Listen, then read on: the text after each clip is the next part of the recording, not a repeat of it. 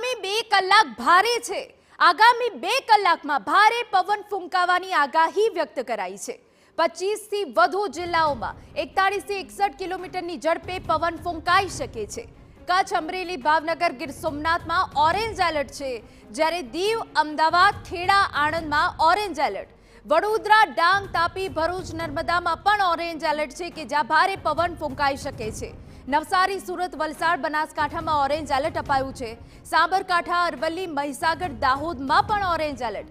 પંચમહાલ અને છોટાઉદેપુરમાં પણ orange alert છે। વાવાઝોડા સાથે વરસાદની હવામાન વિભાગે આગાહી વ્યક્ત કરી છે।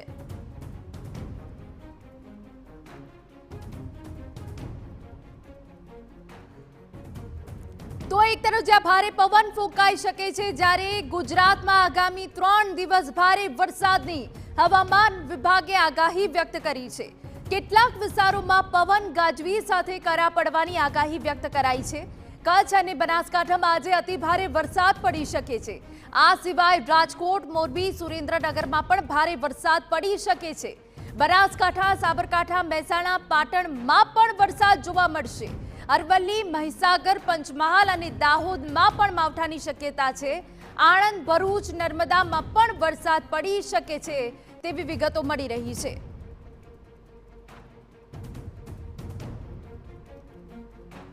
તો ભારે પવન રાજ્યમાં ફૂંકાશે 41 થી 61 કિલોમીટરની ઝડપે અને આગામી 3 દિવસ હજુ ગુજરાત માટે ભારે છે। આગામી 3 દિવસ ભારે વરસાદની આગાહી વ્યક્ત કરવામાં આવી છે।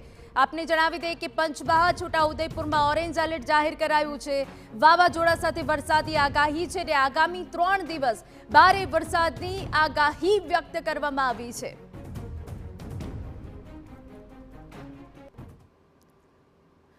તો આગામી દિવસોમાં રાજ્યનું વાતાવરણ કેવું રહેવાનું છે, અમારા સંવાદદાતા રોનક વર્મા વધુ વિગતે વાત કરવા જોડાયા છે। રોનક, સાયક્લોનિક સર્ક્યુલેશનની અસર રાજ્યમાં એવી વર્તાઈ કે અચાનક રાજ્યનું વાતાવરણ પલટાઈ ગયું છે।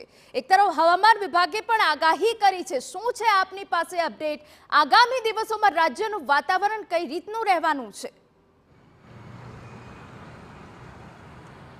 ચોક્કસ હિના, આપણે ગણતરીની મિનિટોમાં સમજાયું કે રાજ્યના જુદા જુદા જિલ્લામાં કયા પ્રકારનું વાતાવરણ છે।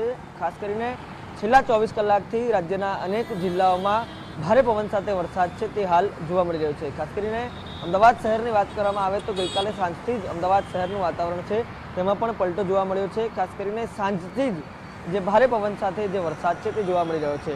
અંદાજિત મધરાત્રી સુધી જે વરસાદ છે તે જોવા મળ્યો હતો અને જેને કારણે અમદાવાદ શહેર અને અમદાવાદ ગ્રામ્યમાં અનેક જે હોર્ડિંગ્સ છે તે પણ તૂટવાની ઘટના સામે આવી છે।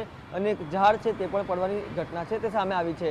આ કારણે અનેક લોકોએ છે તે પોતાના જીવ ગુમાવ્યા છે। અત્યાર સુધી 6 લોકોના જે મોતની જાણકારી છે તે મળી રહી છે, પરંતુ જેમ જેમ સત્તાવાર રીતે આંકડો આવે તેમ વધારે ખ્યાલ આવશે।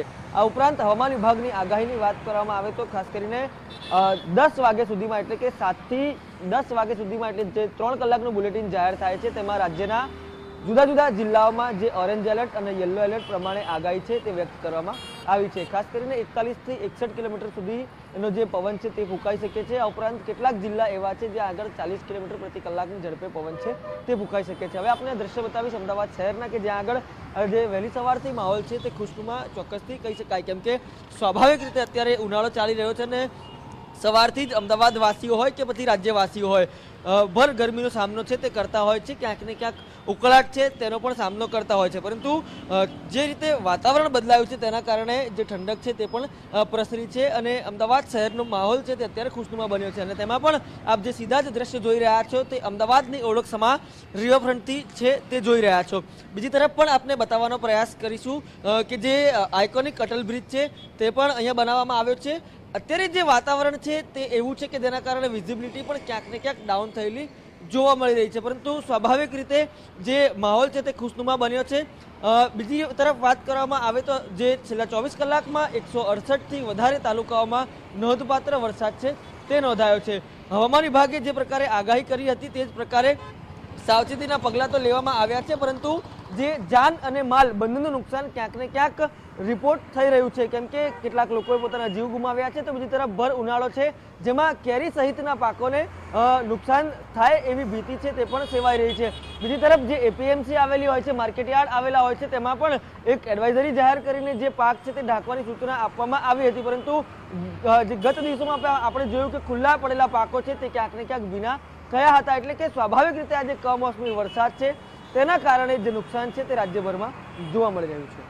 બિલકુલ, તમામ વિગતો બદલ આભાર રોનક. તો જે રીતે આગામી 3 દિવસ હજુ રાજ્ય માટે ભારે છે, આગામી 3 દિવસ રાજ્યમાં ભારે વરસાદ પડી શકે છે. ભારે વરસાદ પડશે, પરંતુ તેની સાથે ભારે પવન પણ ફૂંકાવાની શક્યતા અહીંયા વ્યક્ત કરાઈ છે. તો કચ્છ અને બનાસકાંઠામાં અતિભારે વરસાદની આગાહી કરાઈ છે. ક્યાંક ઓરેન્જ એલર્ટ આપવામાં આવ્યું છે, ચેતવણી આપી દેવામાં આવી છે.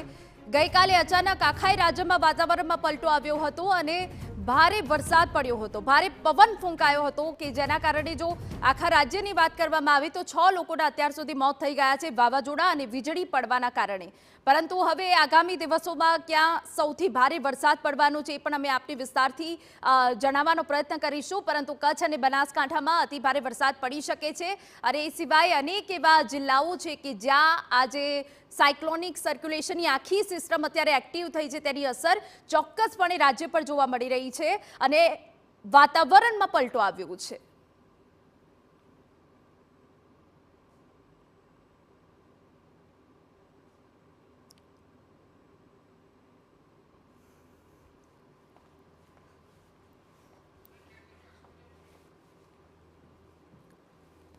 તો કાળઝાળ ગરમી વચ્ચે હાલ ચોમાસા જેવો માહોલ રાજ્યમાં જોવા મળી રહ્યો છે.